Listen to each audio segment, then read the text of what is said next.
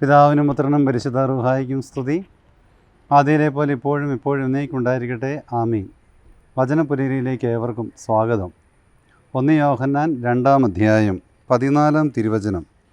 യുവാക്കന്മാരെ, ഞാൻ നിങ്ങൾക്ക് എഴുതുന്നു, നിങ്ങൾ ശക്തന്മാരാണ്, ദൈവത്തിൻ്റെ വചനം നിങ്ങളിൽ വസിക്കുന്നു, നിങ്ങൾ ദുഷ്ടനെ ജയിക്കുകയും ചെയ്തിരിക്കുന്നു. യോഹന്നാൻ ശ്ലീഹ നമ്മോട് പറയുന്നത്, യുവാക്കന്മാരെ, നിങ്ങളുടെ ശക്തി എന്ന് പറയുന്നത് ദുഷ്ടനെ ഇല്ലാതാക്കാനാണ്.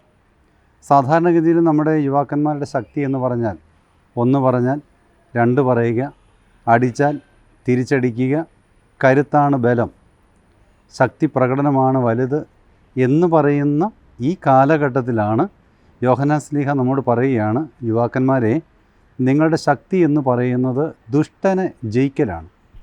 യേശു നമുക്കത് കാണിച്ചു തന്നത് കുരിശിലൂടെയാണ്. കൂടെയുള്ളവരെല്ലാവരും അവനെ പരിഹസിച്ചുകൊണ്ട് പറഞ്ഞു, നീ ദൈവത്തിൻ്റെ പുത്രനാണെങ്കിൽ കുരിശിൽ നിന്ന് ഇറങ്ങി വരിക.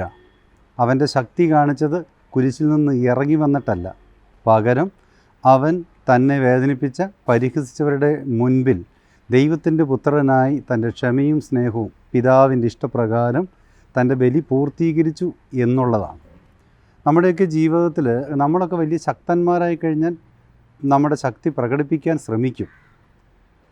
ശൗൽ രാജാവിൻ്റെ ഭവനത്തിൽ വന്ന വ്യക്തിയാണ് ദാവീദ്.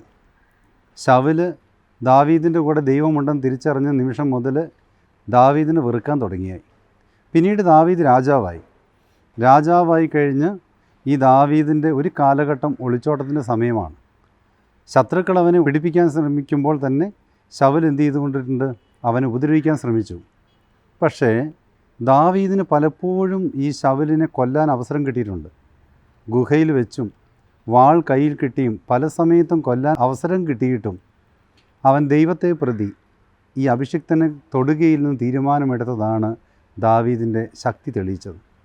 നമ്മുടെയൊക്കെ ജീവിതത്തിൽ നമ്മളൊക്കെ വലിയ ഒരു പൊസിഷനിലേക്ക് ആയി കഴിയുമ്പോൾ, സമ്പത്ത് കൊണ്ടോ വിദ്യാഭ്യാസം കൊണ്ടോ നമ്മുടെ നേട്ടങ്ങൾ വന്നു കഴിയുമ്പോൾ, പണ്ട് പരിഹസിച്ചവരെയും പുച്ഛിച്ചവരെയും കളിയാക്കിയവരെയും നമ്മൾ ഡീഗ്രേഡ് ചെയ്ത് അവരെ ഇല്ലാതാക്കാൻ ശ്രമിക്കുന്നതല്ല ശക്തി എന്ന് പറയുന്നത്.